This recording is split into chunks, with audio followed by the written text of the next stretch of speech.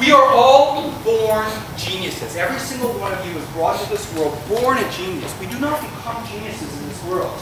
We're born with this innate talent. And the greatest kind of genius children have is the ability to create and to come up with new ideas. It's the creative potential of children that is inborn within us. And we take our children and we put them in school and they learn all this knowledge, and the idea is that, particularly if they go to college, they will come out and they are guaranteed a great job. And our educational institutions have been around for almost 300 years.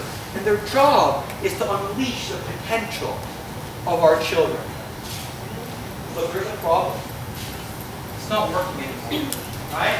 And it's not working for maybe some of the reasons you think. It's not just that we're not educating well enough. It's that the purpose of education has been lost.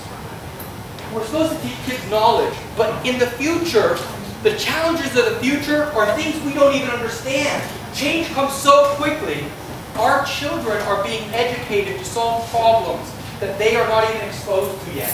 And our educational system only focuses on one side to prepare them to be analytical, to be logical, to be knowledgeable. And it totally ignores the imaginative, the intuitive, the creative side of our children. It leaves them with a tremendous deficit.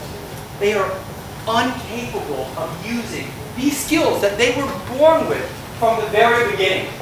And this starts to happen in first grade. How many of you remember your first grade teacher? You have like positive memories? She messed you up, by the way.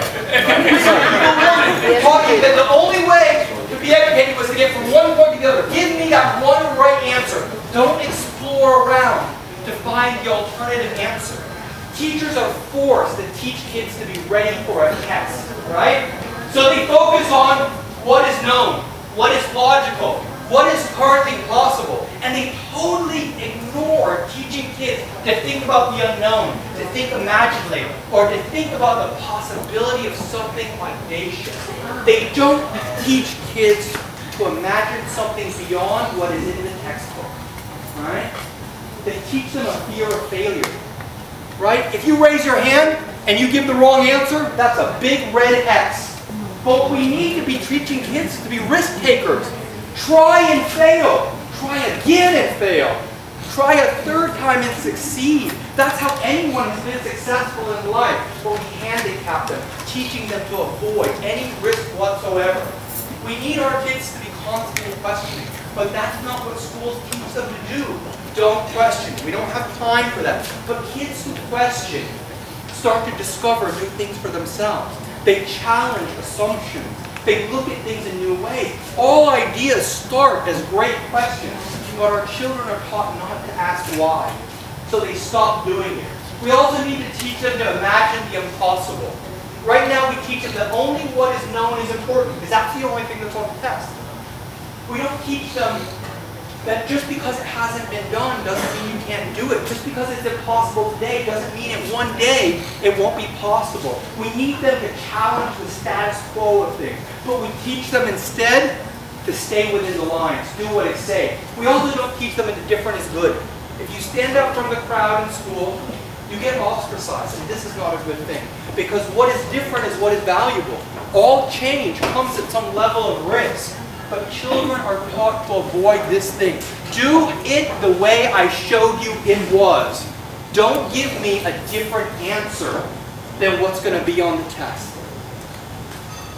Our great Albert Einstein said, imagination is more important than knowledge. And it's because he was talking about the skill of creative problem solving.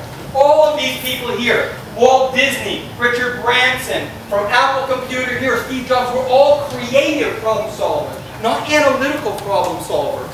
They were able to use their imagination to come up with new value. And this is the skill of creative problem solving. We need to teach kids to quit doing this that we always see in business and government, which is yes, but. Ah, sí, pero no, pero va a pasar. We need to start teaching them to be what-if people. To imagine, but what if we did this? What if we did that? What if we could change this thing? We need to turn them into people of possibility.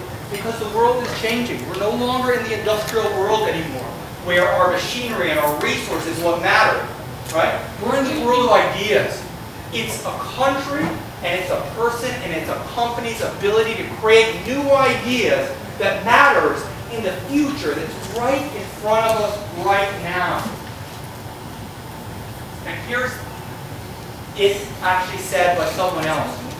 There's a guy called Richard Florida who talks about the rise of the creative class. And he says, in the future, the people who will have good jobs and the high-paying jobs will be the people who can program, come up with new ideas, invent new things. Anything else will be something that will be outsourced to a cheap country. And by the way, how many of us are lawyers here? They're actually talking about outsourcing law to India. It's the creative potential. There's people who are trying to make this happen. The Blue School in Brooklyn, New York, is taking a creative approach to education and trying to integrate creative problem solving throughout their entire curriculum. And they basically give problems to kids and then tell the kids, go figure it out, right? This is a sort of Ken Robinson. He says the human intelligence is richer and more dynamic than we have been led to believe by formal academic education.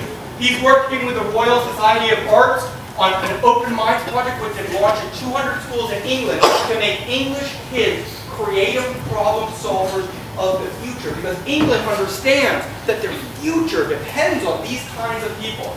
You all know this man, but what you probably don't know is that he's launched Edutopia, which is a foundation to come up with ways to teach children how to be the creative problem solvers of the future, how to be the people who launch the next Google, who come up with the next social reform of the world, right?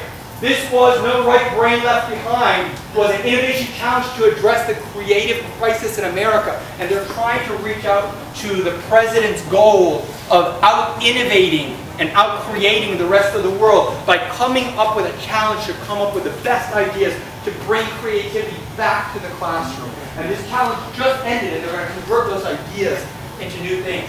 And this is basically where we're at. The world is changing, and the world is asking for us to unleash the creative potential of people. We're asking for the right side of the brain, the creative side, to take some more predominance. But our educational system needs to catch up. It needs to prepare those kids for the future. Right now, we educate kids to solve problems that we don't even know are problems, teaching them how to do it with tools that haven't been even invented. It's time we start focusing on making our children creative problem solvers and not just great test takers. They can no longer worry about getting the one right answer on the test. We need to be thinking about coming up with 100 answers that might make change. Thank you very much.